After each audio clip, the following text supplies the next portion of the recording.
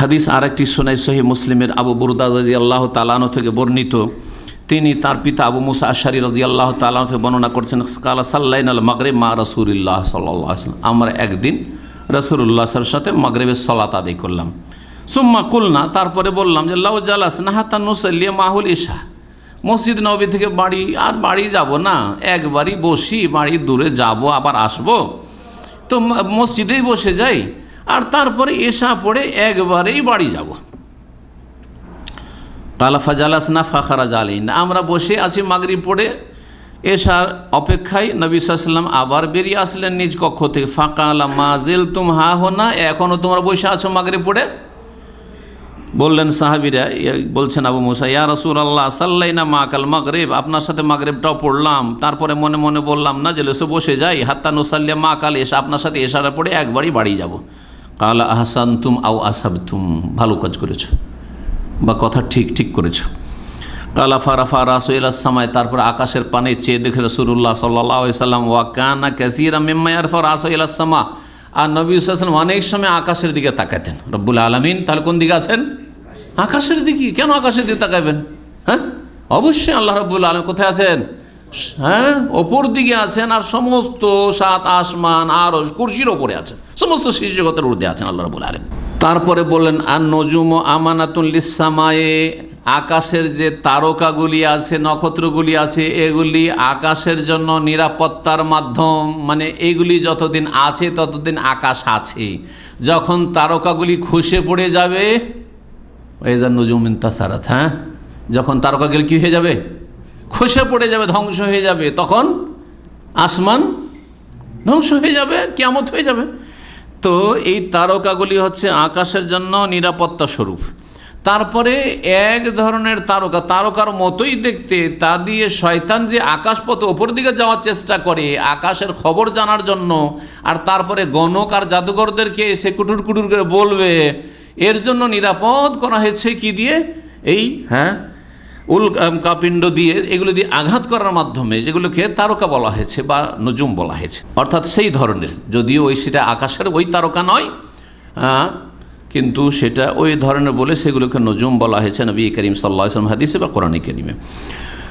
তো বলছেন যে আকাশের জন্য নিরাপত্তার মাধ্যম হচ্ছে তারকাগুলি। ফাইজা জাহাবাতিন নজুমও, যখন তারকাগুলি শেষ হয়ে যাবে, আতাসামা মা তুআদ, আকাশের সাথে যা প্রতিশ্রুতি আল্লাহ রয়েছে যে আকাশ ধ্বংস হয়ে যাবে, সেটা চলে আসবে, অর্থাৎ আকাশও তার পরেই ধ্বংস হয়ে যাবে। ওয়া আনা আমানাতুন লি আসহাবি, আর আমি হচ্ছি আমার সাথী সঙ্গীদের জন্য, আমি মুহাম্মদ সাল্লাল্লাহু আলাইহি সাল্লাম আমার সাথী সঙ্গী সাহাবীদের জন্য কি? আমানা, নিরাপত্তার মাধ্যম। তো এই হাদিসে কি বলা হলো? নবী মুহাম্মদ সাল্লাল্লাহু আলাইহি সাল্লাম আমানা, নিরাপত্তার মাধ্যম সাহাবায়ে কেরামদের জন্য। ফায়দা যাহাবতু, আমি যখন দুনিয়া থেকে চলে যাব, মানে আমার ইন্তেকাল হয়ে যাবে, 10 হিজরিতে নবী করিম সাল্লাল্লাহু আলাইহি সাল্লামের যখন ইন্তেকাল হয়ে গেল, এই যখন হয়ে যাবে, বলছেন নবী সাল্লাল্লাহু আলাইহি সাল্লাম, আতা আসহাবি মা ইউআদুন, আমার সাহাবায়ে কেরামদের ওপর ওই সব বালা মুসিবত চলে আসবে, ফিতনা চলে আসবে, যা তাদের সাথে প্রতিশ্রুত হয়েছে, মানে আল্লাহর লিখনিতে আছে, তকদিরে লেখা আছে।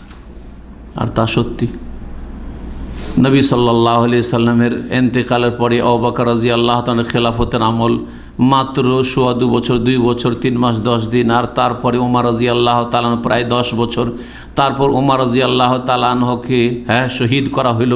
মজুসি পূজক ইরানি আবু লুলু ফাইরোজ দাইলামি এ আঘাত করলো ফজরের নামাজে, আর তারপরে ফিতনার দরজা খুলে গেল, আপোষে কলহ বিবাদ আর আকিদার বিভ্রান্তি। ইবনে সাবা ইহুদি মোনাফেক ইসলাম গ্রহণ করলো মুখে, কিন্তু কাজে সে ভিতর মুসলিমদের আকিদা ধ্বংস করার জন্য আলী রাদিয়াল্লাহু তাআলা নবী বংশের সম্পর্কে অতিরঞ্জন বাড়াবাড়ি কথা বলে আকিদা বরবাদ করার চেষ্টা করলো, যার ফলস্বরূপ হচ্ছে এই শিয়া জাতিকে জন্ম দিয়েছে ইবনে সাবা ইহুদি মোনাফেক।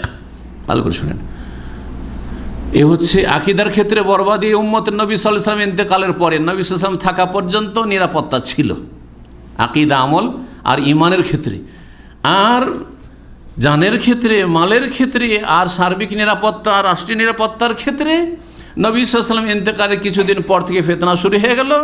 এই ইবনে সাবা ইহুদি আরেক দলকে বিদ্রোহী করে আর বিভিন্ন রকম মিথ্যা অভিযোগ তৈরি করে উসমান রাদিয়াল্লাহুর বিরুদ্ধে নিয়ে এসে মদিনার ওপর হামলা করলো আর মদিনা ঘেরাও করে উসমান রাদিয়াল্লাহু তাআলাকে শহীদ করে দিল। এই যে ফিতনা দরজা খুলে গেল, মারামারি কাটাকাটি চলতে আছে, বাড়তে আছে কিয়ামত পর্যন্ত। সুবহানাল্লাহ। আজকে পত্রপত্রিকা আর প্রচার মাধ্যম দিয়ে জানতে পারছেন যে সবচেয়ে বেশি খুন হচ্ছে কারা?